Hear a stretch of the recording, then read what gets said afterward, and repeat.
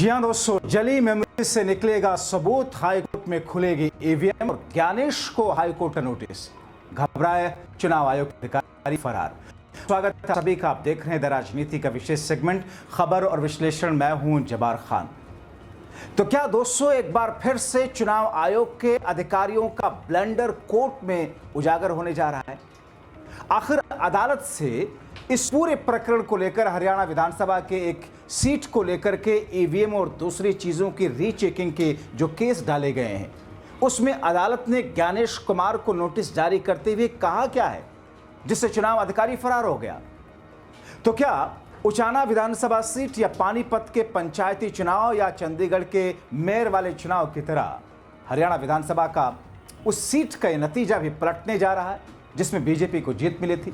विस्तार से आपको बताते हैं दोस्तों, अंत तक मेरे साथ बने रहें। दोस्तों, हरियाणा कांग्रेस के अध्यक्ष और होडल विधानसभा सीट से उम्मीदवार रहे चौधरी उदयभान ने पंजाब एवं हरियाणा हाईकोर्ट में याचिका दाखिल करके कोर्ट रूम में ईवीएम पर ट्रायल वोटिंग कराने की मांग की, जिस पर कोर्ट ने केंद्रीय चुनाव आयोग को नोटिस जारी कर दिया। इसका मतलब यह है कि चुनाव आयोग के अधिकारी ही नहीं बल्कि चुनाव आयोग का पूरा एक एजेंडा था, जिस एजेंडे के तहत हरियाणा की इस विधानसभा सीट पर किस अंदाज में धांधली की गई है।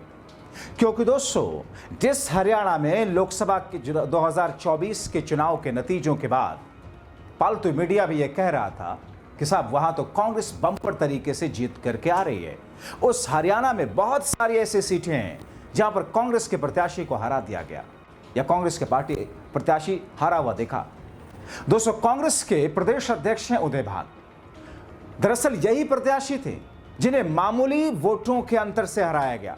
कांग्रेस के उदयभान ने अदालत से मांग की कि EVM, ballot unit, control unit, VVPAT की मेमोरी और जले हुए माइक्रो कंट्रोलर की जांच कोर्ट की निगरानी में की जाए और इसके लिए उन्होंने निर्धारित जो 2,36,000 रुपयों की फीस होती है वो भी पहले ही जमा करा दी है।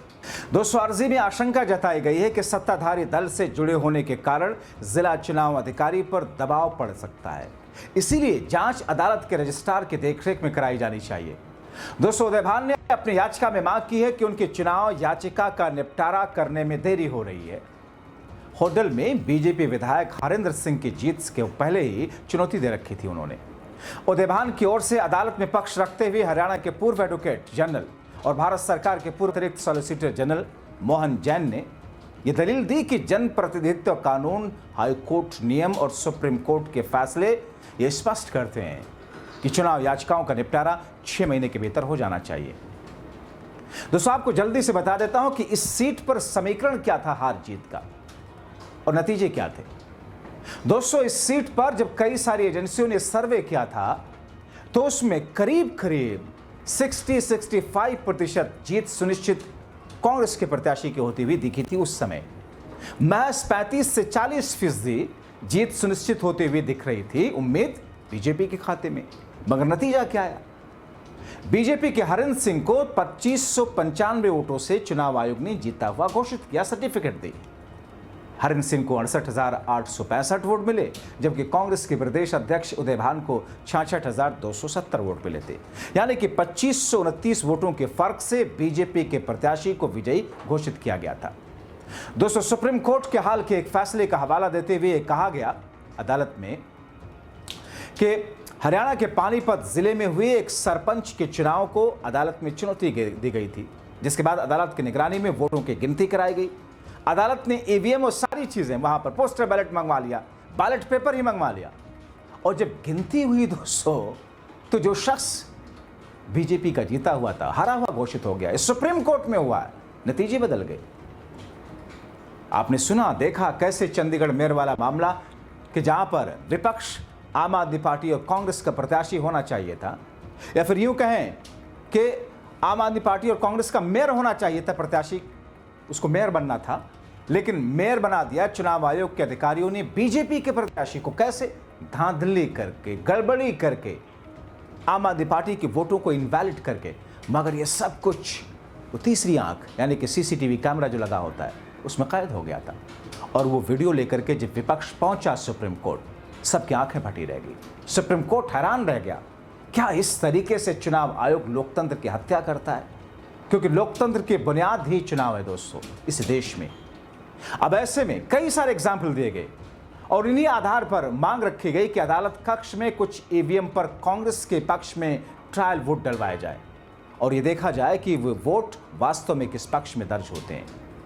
इसी तरह हरियाणा के ही उचाना विधानसभा सीट का हवाला दिया गया, जो मामला कोर्ट में और वहां 150 पोस्टल बैलेट की गिनती किए बिना ही उन्हें इनवैलिड घोषित कर दिया चुनाव आयोग के अधिकारियों ने। बीजेपी प्रत्याशी को 32 वोट से विजयी भी घोषित कर दिया। इस मामले को भी रेफरेंस में लिया गया दोस्तों, जबकि कानून है कि अगर हार जीत के मार्जिन से ज्यादा वोट इनवैलिड हैं तो दोबारा वो रीचेक किए जाएंगे, मगर यहां नहीं किया गया। जिसकी लाठी उसकी भैंस। दोस्तों अब आपको एक और दिलचस्प बात बता रहा हूं, कैसे इस सीट पर चुनाव में यूज ईवीएम, मेमोरी कार्ड आदि के बर्न मेमोरी की बात कही जा रही है। कोर्ट को बताया गया कि चुनाव आयोग ने 17 जून 2025 को नई प्रशासनिक और तकनीकी एसओपी जारी की है, जिसमें साफ किया है कि उम्मीदवार के मांग पर ईवीएम की जली मेमोरी माइक्रो कंट्रोलर की जांच की जाएगी। ये जांच electronics corporation of India limited और भारत इलेक्ट्रॉनिक्स लिमिटेड के इंजीनियर करेंगे। जाहिर तौर पर ये बीजेपी प्रत्याशी, बीजेपी और चुनाव आयोग के अधिकारियों की धड़कनें और तेज करने वाली है। अब दोस्तों जांच के बाद प्रमाण पत्र देंगे कि मशीनों की प्रोग्रामिंग सुरक्षित है और किसी प्रकार की छेड़खानी नहीं हुई। नई प्रक्रिया में यह भी प्रावधान है कि उम्मीदवार मॉक पोल की मांग कर सकता है। उस स्थिति में चुनाव आयोग की मौजूदगी में मशीन का डेटा दिखाया जाएगा और रिपोर्ट तैयार की जाएगी। इस रिपोर्ट पर केंद्रीय चुनाव आयोग के अधिकारी, इंजीनियर और उम्मीदवार या उनके प्रतिनिधि हस्ताक्षर करेंगे। इसके बाद मशीन पर मॉक पोल कराया जाएगा। जाहिर तौर पर दोस्तों पंजाब हरियाणा हाईकोर्ट में जब कांग्रेस पार्टी के प्रत्याशी गए और कांग्रेस पार्टी के प्रत्याशी ने वहां पहुंच करके जो बातें रखी, जो वहां पर केस दिखाया, जिस मांग के साथ में अपनी दलीलें दी हैं और जिस तरीके से 2.5 लाख रुपयों के आसपास जो इसकी फीस होती है वो जमा की है, आने वाले दिनों में इन तमाम चीज़ों की गहनता के साथ में जांच जो कि सुप्रीम कोर्ट की निगरानी में होगी और ईवीएम सुप्रीम कोर्ट में मंगाया जा रहा है, ये चुनाव आयोग के पैरों से ज़मीन खींचने वाला है। मैं इस खबर को लेकर के कुछ लोगों से चर्चा कर रहा था।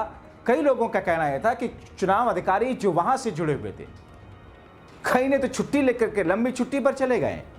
लेकिन दोस्तों शायद ये भूल जाते हैं कि जब आपके हाथ में पावर है तो फिर आपने जो मर्जी किया, किसी भी चीज़ के लालच में, खुद को सामने वाले के नज़र में बड़ा बनाने के लिए, सामने वाले से खुद की जेब में पैसा डलवाने के लिए, या फिर जो आपकी मानसिकता है वो किसी विशेष विचारधारा की पार्टी से मिलती जुलती है, आप बिना किसी फायदे के इसी लालच में उस पार्टी को आप जिता रहे हैं, या फिर डरा धमका करके आपको मजबूर किया गया। चुनाव अधिकारी को भागने की ज़रूरत क्या है?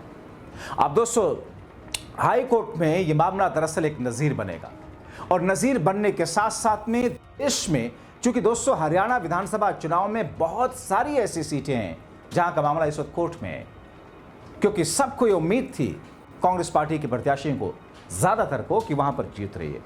दोस्तों आप याद कीजिए वो दिन जिस दिन हरियाणा का चुनाव का नतीजा आ रहा था और सुबह से जब मतगणना की शुरुआत हुई तो करीब 2.5 घंटों तक, 8 बजे के आसपास मतगणना की शुरुआत हुई, 10:30 बजे के आसपास तक कांग्रेस पार्टी जीतती हुई दिख रही थी। 50-55 सीटें कांग्रेस पार्टी के खाते में पालतू मीडिया दिखाई दे रहा था। मगर उसके फौरन बाद अचानक 10:30 बजे के बाद में कैसे कांग्रेस को धराशायी और कैसे बीजेपी को उठाया गया, या बीजेपी उठी।